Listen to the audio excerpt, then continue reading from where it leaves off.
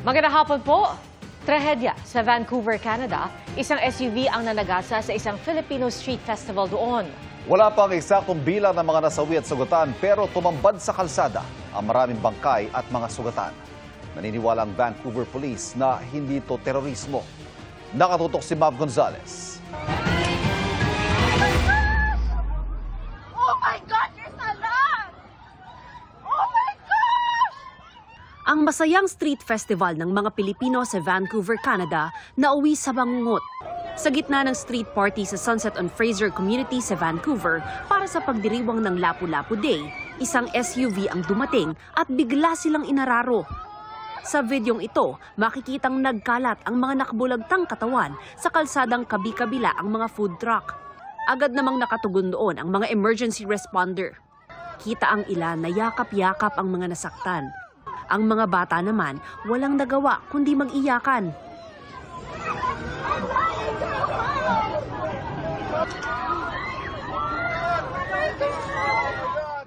Ayon sa Vancouver Police, nangyari ang insidente pasado alas 8 ng gabi ng Sabado o alas 11 ng umaga ng Linggo sa Pilipinas.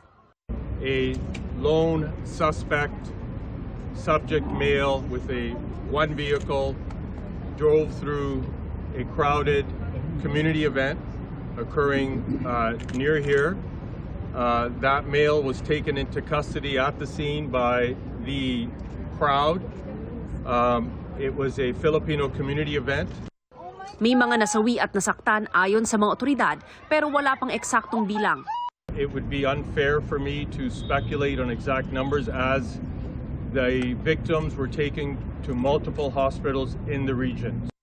Bago nito, may mga kantahan at sayawan pang nakunan ang mga dumalong Pilipino.